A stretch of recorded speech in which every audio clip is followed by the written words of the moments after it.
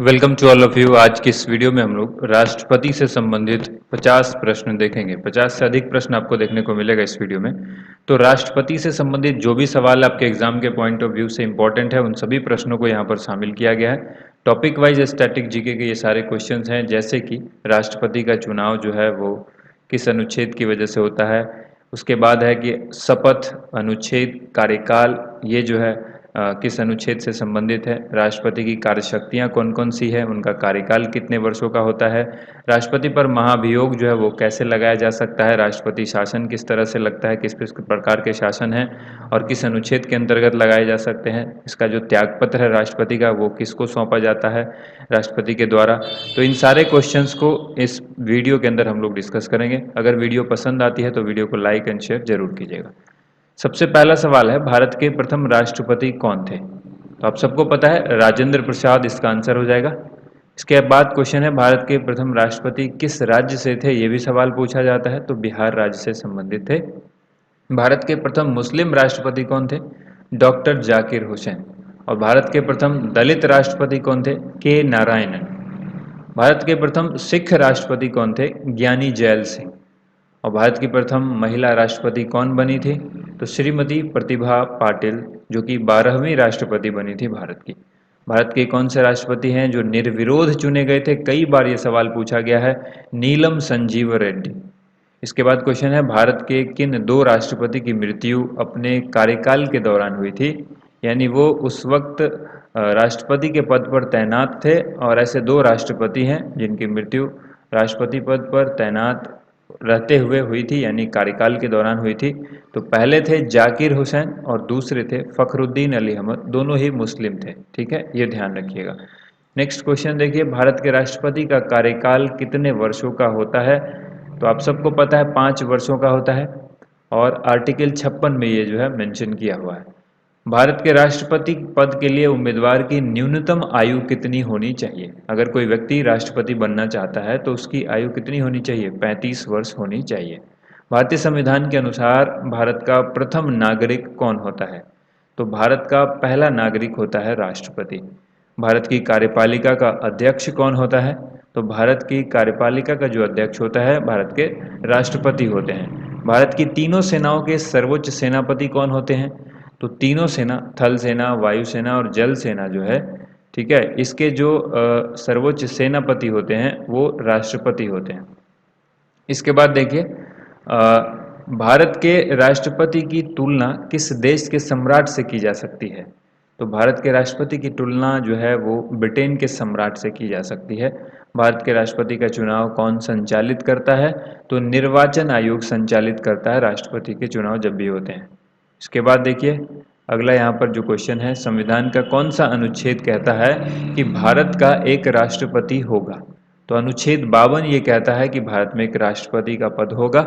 और दूसरा सवाल यहाँ पर है, भारत के राष्ट्रपति को पद एवं गोपनीयता की शपथ कौन दिलाते हैं। तो जब भी कोई राष्ट्रपति बनते हैं, चुनाव जीतकर आते हैं और उनको राष्ट्रपति पद की शपथ दिलानी पड़ती है, तो इनको शपथ दिलाया जाता है भारत के मुख्य न्यायाधीश के द्वारा।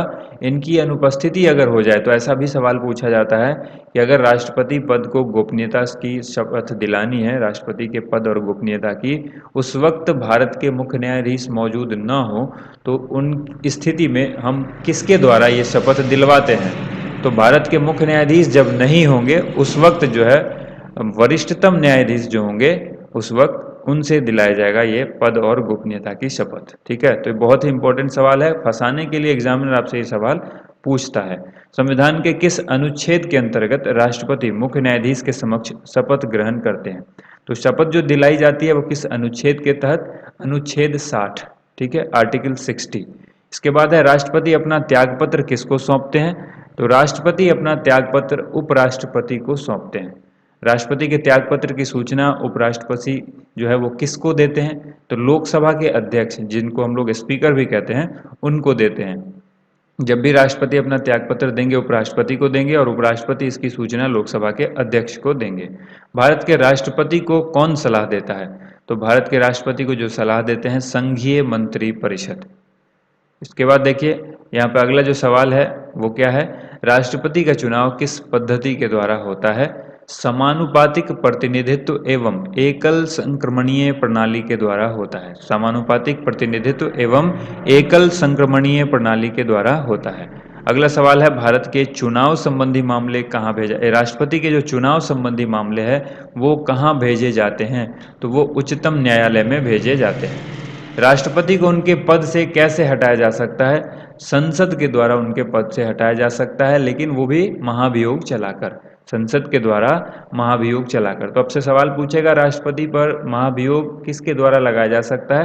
तो संसद के द्वारा लगाया जा सकता है। महाभियोग की प्रक्रिया किसी भी सदन में स्टार्ट हो सकती है, ये ध्यान रखना है, ठीक है। राज्यसभा हो या लोकसभा हो, वहाँ पर किसी भी सदन में इसकी प्रक्रिया को प्रारंभ किया जा सकता है। राष्ट्रपति पर महाभियोग किस आधार पर लगाया जाता है, ये भी सवाल पूछा जाता है। तो संविधान का उल्लंघन करने के आधार पर राष्ट्रपति के ऊपर महाभियोग लगाया जा सकता है। संघ की कार्यपालिका की शक्ति निम्नलिखित में से संघ की कार्यपालिका की जो शक्तियां हैं वो किस में निहित होती है? तो आंसर होगा राष्ट्रपति में निहित होती है। अनुच्छेद 53 के अंतर्गत ये भी आपको ध्यान रखना है।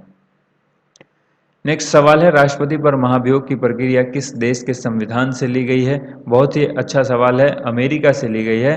अमेरिका के संविधान से जो है ये लिया गया है कि राष्ट्रपति के ऊपर महाभियोग की प्रक्रिया लगाई जाएगी। इसके बाद है, वित्त बिल के लिए किसकी स्वीकृति आवश्यक है? तो जो बिल है उसके लिए राष्ट्रपति की स्वीकृति बिल्कुल आवश्यक होती है। किस विधेयक को राष्ट्रपति पुनर्विचार के लिए नहीं लौटाते हैं? तो आंसर होगा धन विधेयक को।